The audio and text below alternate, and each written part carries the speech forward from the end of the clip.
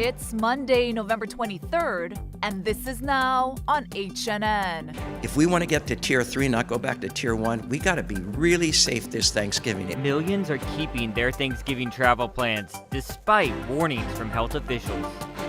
There's a lot more people here than I thought would be here. A former HPD captain with COVID says he was left to sleep on a bench in Waikiki after a quarantine mix-up with the Department of Health. I fell through the cracks, I guess. President-elect Joe Biden named some of his key cabinet picks. I'm Natalie Brand with how he's looking to make history with some of his selections. I didn't want COVID to take away Christmas too. These stories plus Aloha Stadium is being transformed into a drive-through holiday wonderland. That's coming up on This Is Now.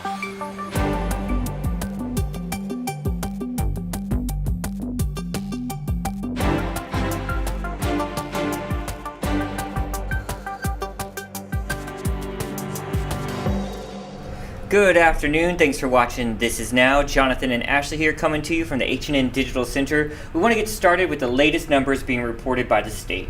Hey everyone, health officials are reporting 114 new COVID-19 cases today and no new deaths. The breakdown by county shows 80 are on Oahu, 10 on the Big Island, 11 in Maui County, 3 on Kauai, and the rest out of state.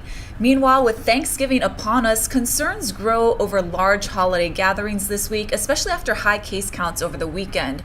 We spoke with Honolulu Mayor Kirk Caldwell today for the latest as we head into Thanksgiving.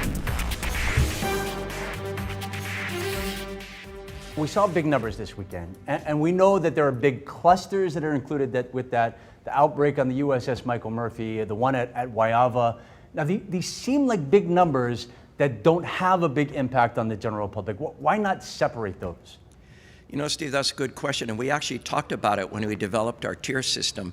It was recommended that we not separate it out of our system because these folks who get sick in our prisons may need hospital care, and as you know, after the last shutdown, which was driven in part by the fact that we're seeing our ICUs filling up and staffing of those ICUs being stretched, we thought we have to leave it in because it's about health and safety.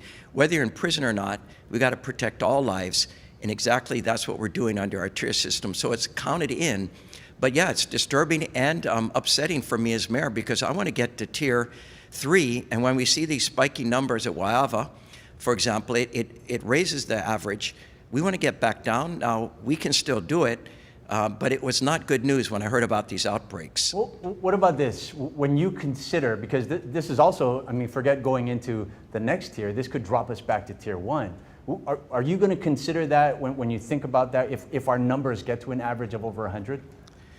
Right now, our framework is automatic. You snap back after 1 week of numbers over 100. And I don't want to mess with this framework because it's what tells everyone what happens. So I'm hopeful, while we had this spike, that it's now dissipated in our prisons and these numbers will no longer be counted in, so we'll start bringing our average back down. What's dependent now is incumbent on us is that the rest of us need to be really, really careful and not gather in more than groups of 5 unless you're part of the same household or family unit, wearing face coverings and all of those things. If we do that, I think we can bring our numbers back down. But for now, I think we need to leave the framework in place. Otherwise, it's not a framework, it's just a wish list. And this is a framework on how we open up. Yeah, and I get that, Mayor, but we also hear from the other side and the businesses that could potentially be shut back down again. Your answer to them, because we get those phone calls and those emails all the time. My answer to them is let's hang in there, let's hang tight, let's hunker down. Because as I said, I don't think with these 2 days of a large number from our prison population that determines going back to Tier 1. I think, in fact, we remain in Tier 2 and we could even get to Tier 3. It's incumbent on all of us, those who go to those businesses and the residents of Oahu. If we're really careful, those numbers will disappear in the next couple days. Okay, well, we're hoping for that. Yep. One more thing. So we're still on that 2-day delay. And given that we're so closely watching day to day and monitoring whatever progress we can make, it seems like it would be so much more advantageous to know day of. Is that something that you're fighting for? Do you think we'll get it back to the day of numbers that we had? Well, obviously, I'd like to get numbers that are on the same day. And we were reporting those for a while. There's been some shifting in Department of Health. As you know, we are reporting early, and then they were reporting at 3, and now we're reporting early again. That kind of disruption, I think, doesn't help in terms of getting people tuned in and knowing what's happening. In fact, I think getting numbers in real time affect how we all act. We say, oh man, look what's happened. We got to be more careful. So obviously, same day numbers is ideal, and that's what I'd like. We don't manage Department of Health, but hopefully that's going to occur. Changes to the state's pre-travel testing program begin tomorrow. All trans-Pacific passengers will need to have a negative test result before getting on a plane to Hawaii. This comes after several visitors and returning residents took a test and received positive results after arriving in our state. A new mobile testing lab is now open at DKI for residents and visitors wanting to travel inter-island. Sammy Salina joins us with more. We're actually allowed to go into the testing site, and we've been assured it's very safe. Everything's disinfected. There are no live samples that pass through the mobile testing site. And in order to keep things safe and sanitary, we have put on these little booties here to make sure that everything is clean. But to tell us a little bit about the process, we have a lab assistant, Jocelyn Pedro, to tell us a little bit about this process. Thanks so much for being here this morning. Jocelyn, can you tell me how this all starts for you guys here in the mobile testing site? Yes, good morning. Thanks for having me. So this whole process has a three-part system. It ultimately begins with our specimen collection team. That's where the public and the travelers do go to get their sample swabs. And the specimen collection team, they're doing an amazing job with just kind of giving them instructions on how to perform that mid-turbinate nasal swab so that we could actually process it and get a good sample read and results. So what they do is from the main terminal where they are swabbed, they come through this window and they hand us the samples. We put them in our containers and then ultimately we process everything into the hood. Gloves, face mask, face shield, filtered mask, gown, and still working behind the hood. So here we open the bag, open the tubes, process it, and then we go from here. We then begin with purification so that we can actually extract the nucleic acids in the SARS-CoV gene, and then we run it into the PCR. All right, and we're here, before anyone has and any of your team members are here. But when you guys are active during the week and that sort of thing, how many people will be working in this mobile testing site? We have about 3. That's a good amount because this place is really big. So, but 3 is a good amount for us. Gotcha. And so your kids, you kind of told me a funny story. When they heard that mom was going to be working with these COVID samples, they were a little freaked out. They were like, Mom, I don't know if you should take the job, but you assured them, hey, we're safe here. Yes, they were like, no, you're going to be dealing with the COVID samples. Don't do it. I'm like, no, it's okay, because once the swab hits this medium buffer, it actually neutralizes it. So nothing live, like you said, comes through this container. So that's kind of reassuring for us, reassured my kids, and I still get to come to work. Drugmaker AstraZeneca says late-stage trials of its COVID-19 vaccine developed with Oxford University were at least 90% effective in preventing disease. The AstraZeneca vaccine is also cheaper. The company pledged it won't make a profit on the vaccine during the pandemic, putting its cost at about $2.50 a dose. It also does not have to be stored at ultra-cold temperatures. AstraZeneca is the third major company to report late-stage data for a potential COVID-19 vaccine. The Honolulu Police Department's COVID-19 enforcement patrols are suspended this morning and will stay that way until further notice. The move comes after at least 10 police officers logged more than 200 hours of overtime in about 5 weeks. Records show that 2 officers worked more than 300 hours of OT, translating to 65 hours of overtime each week. HPD says officers and supervisors who are in violation of overtime policies will be subject to discipline. A mix-up in the state's quarantine program left a former HPD officer sleeping on a bench in Waikiki. Some are now calling for an investigation of the Department of Health. Rick Desog reports. Niall Delera, a retired HPD captain, was among the scores of Lanai residents who recently got infected with the coronavirus. Earlier this month, he got so sick he had to be medevaced to Queens Medical Center. But, he says, the way he was treated by Department of Health officials during his 14-day quarantine on Oahu was much worse than the disease itself. It's shameful. You don't treat people from Hawaii like this, I mean, they're in their hands, and then, I don't know. I fell through the cracks, I guess. After Dolera's condition improved, he was discharged from Queens Intensive Care on November 9th and was sent to the Waikiki Pearl Hotel to complete his quarantine. But when he requested a CPAP device to help him sleep, Dolera says the DOH moved him to one of the state's temporary quarantine isolation centers in Ivalai, which was originally set up for homeless people waiting for their COVID tests. He says the rooms inside were filthy and he wanted out. God, is this mold and mildew? And they insisted it was clean. I go, this is not clean. This is not clean. The DOH next took Dolera to this hotel to quarantine, but after he showed up at the reservation desk, he says he wasn't allowed to check in. He says the hotel even called the police to remove him from the property, even though he was supposed to be in quarantine. After checking with 2 other hotels that didn't have rooms for him, he wound up wandering through Ala Moana Beach Park and ended up sleeping on a bench near the Hilton Lagoon. Maybe 3 or 4 o'clock in the morning, the sprinklers turned on and soaked me completely. It was crazy. It was crazy. Later that morning, an HPD officer, a former colleague, picked him up and arranged for Dolera to return to the Waikiki Pearl Hotel. Former Kauai Council member Mel Raposo, who interviewed Dolera on his Facebook Talk Live show, says the DOH should be investigated. DOH officials could not be reached for immediate comment. This kind of stuff, this just cannot happen. 8 months, 9 months into this pandemic, this should never happen. This condition shouldn't be acceptable for anybody. Anybody. Rick Daysog, Hawaii News Now. Well, yesterday was the busiest day at U.S. airports since March 16th. This despite health officials warning against traveling during the Thanksgiving holiday. Chris Van Cleve has much more. From packed gates at Phoenix Sky Harbor Airport. This feels dangerous. To long lines at LAX. And this traffic at Chicago O'Hare. Americans are on the move, COVID or not. There's a lot more people here than I thought would be here. More than 1 million people were screened at TSA checkpoints on Friday, nearly 1 million more on Saturday, despite the CDC urging Americans not to travel for the Thanksgiving holiday. It's a family necessity trip, so take the necessary precautions. AAA estimates up to 50 million Americans will travel for Thanksgiving, down from last year. But the holiday comes as the U.S. sets daily records for coronavirus cases.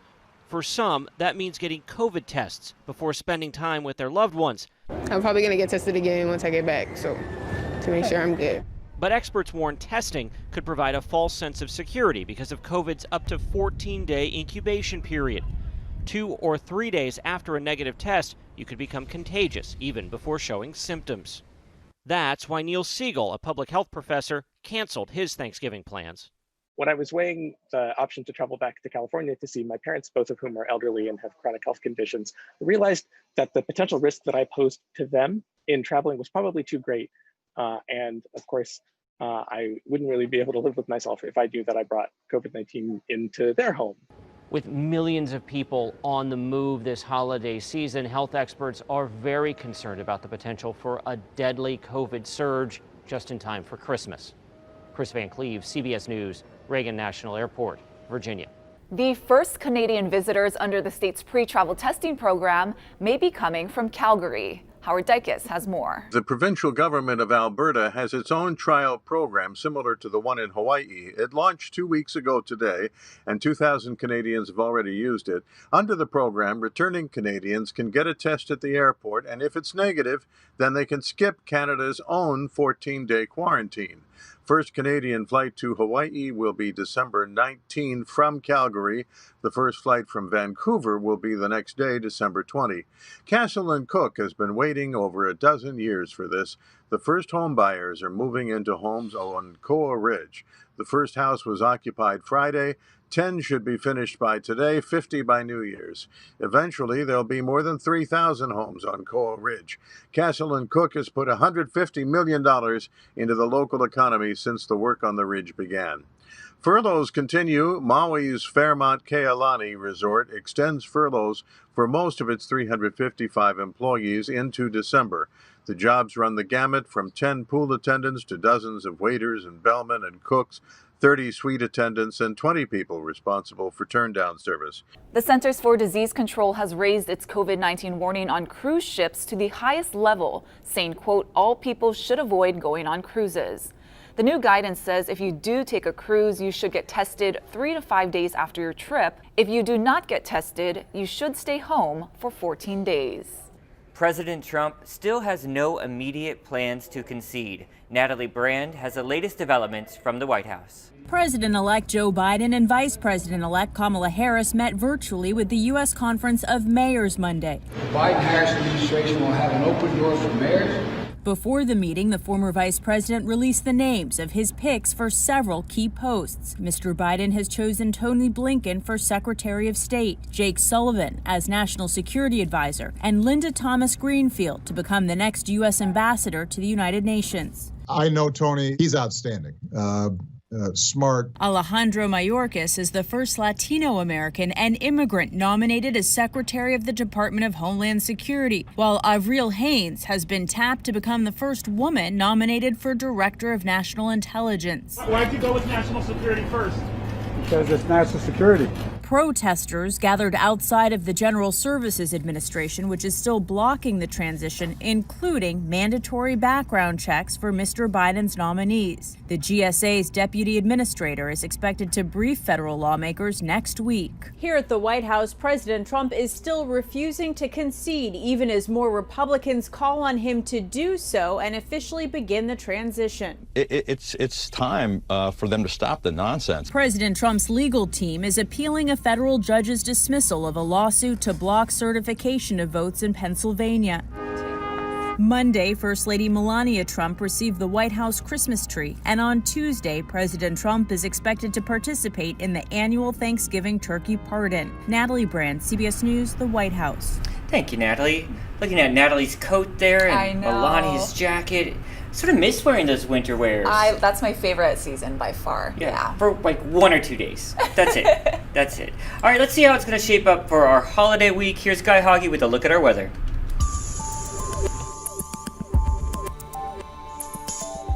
How's it on this Monday? The blustery, cool conditions will continue. Semi-soggy as well for windward sides with passing showers pretty much all day long. Leeward sides not so much, but look at all those clouds. That means we're not going to see a whole lot of direct sunshine. And you add that with those cool trade winds, and it's going to feel a little on the chilly side today from time to time, especially for those windward areas. Now, the windward sides are also going to see the biggest surf, and that's where a high surf advisory is posted, along with small craft advisories for the waters around Maui and the Big Island. So we will see passing showers today. Winds will remain breezy, and that UV index a little lower, but still on the high side of the scale at 6.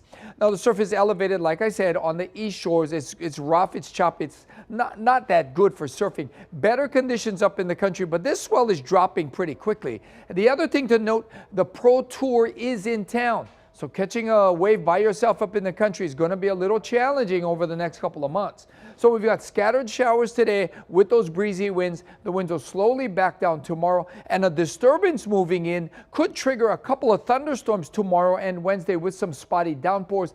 Drier conditions due back for Thanksgiving. Keep it here on Hawaii News Now. We'll have all your severe weather updates. Thunderstorms, yikes, we'll be watching for those. Thanks, Guy. Here's what the internet's talking about, and we're keeping it holiday themed here. All right, we do this story every year, but it's really cute. As part of the annual White House Thanksgiving tradition, 2 turkeys will be pardoned in the Rose Garden tomorrow. Cute names here. Corn and Cobb, both from Iowa, hence the names. Corn, now I do not know where they got these statistics or stats. They say Corn loves college football and storm chasing, while Cobb enjoys pickleball and wants to see all the monuments of DC. Me too there, Cobb. The head of the National Turkey Federation says the tradition has been going on for more than 30 years. Turkeys freak me out. They do. I'm going to be really honest. Weird They're terrifying. Yeah. A little scary. But they probably give them all those characteristics so then you don't want to eat them because they're actually like someone. Tofurkey. Tofurkey for Jonathan. And you guys, Natalie Brand mentioned this, but speaking of the White House, the First Lady Melania Trump, she welcomed the White House Christmas tree delivered by a horse-drawn carriage. The 18.5-foot tall Fraser fern comes from Oregon and will be on display in the Blue Room of the White House. Beautiful tree there. Are you real tree or fake tree Real person? tree all the way. Really? Yes. Oh, that's a surprise answer from. You think I'm a fake tree person, Jonathan? It's just simpler, and like I've only experienced real trees a few times, and they dried out and needles everywhere. Well, yes. Yeah. But you just vacuum it. It's fine. You need the real tree. Fake tree. And the National Zoo named its giant panda cub. So following a public vote, the zoo announced that the 3-month-old cub will be named Jiao Chi Ji. So in English, it translates to a little miracle. It was one of 4 Mandarin Chinese names that were up for a vote last week on the zoo's website, and just under 135,000 votes came in over 5 days. Now, the panda's birth was live streamed in August, and since then, upwards of 1.5 million people have tuned into the zoo's giant panda cam to watch him grow. Aww. So we gave you that to differentiate from the turkey video there. Now that is adorable alert. Really, He's so big. cute. Oh my gosh. More panda. More panda video, please. You guys, Aloha Stadium transforming. Jolani Martinez has the detail on this winter wonderland you won't want to miss. A COVID Christmas is going to look different than a usual one, but that doesn't mean you can't enjoy a winter wonderland. If you have a car, you can check out the one right here inside Aloha Stadium. I didn't want COVID to take away Christmas too. With Honolulu City Lights and other community holiday events canceled or altered because of COVID, Michael Gangloff, founder of Show Aloha Challenge, put together the Aloha Showland. An hour-and-a-half-long drive through a Christmas landscape. No contact means no COVID fears. Everything is built from scratch with about 7 miles of steel and over 1 million LED lights. Everything we built, we literally built these arches and we bent them ourselves. We got a sneak peek of the show as it's not ready yet. What would take 8 months to put together is getting done in just a month by Gangloff and his team. Now it's just a race against the clock. They're so phenomenal teamwork all the way Saturdays and Sundays and working 80 hours a week to accomplish this and hardly at any money if not volunteering their time. All proceeds from the Winter Wonderland will be going to charity. We were going to start up in January 2021. It's called Aging in Place program. This is where we go into seniors' homes and we install grab bars, handrails, ramps, all at no cost. And we retrofit their home so a senior can age in place. If tickets sell out, Gangloff says the stadium is allowing him to extend his show even longer. And the moment we get close to selling out, I'm going to open another week or 2 and keep opening it up for as long as I can, even though if that goes into the month of January, and fill that need for people wanting to get out. The Aloha Showland will be open to the public on November 27th, but you can reserve a ticket online at showalohachallenge.com. It's $50 per vehicle. Reporting at Aloha Stadium, Jolani Martinez, Hawaii News Now. And speaking of real Christmas trees, this is something I've always wanted to do. So families across the island flocked to Central Oahu to pick out their Christmas trees. The Hele Mano Christmas Tree Farm in Wahiawa opened over the weekend, and there's 12,000 trees growing on the farm for families to choose from and another 5,000 for sale. Expect to pay between $50 and $175 depending on the size of the tree. And the farm opened a week early this year to spread out customers and give families more time to make their pick. There you go. Yeah. That's going to do it for This Is Now, guys, on this Monday. Coming up in just a few minutes for our digital audience, Mayor Caldwell will be holding a media briefing, so you won't want to miss that. We'll send you a notification on your digital app. Have a good afternoon, guys. Aloha.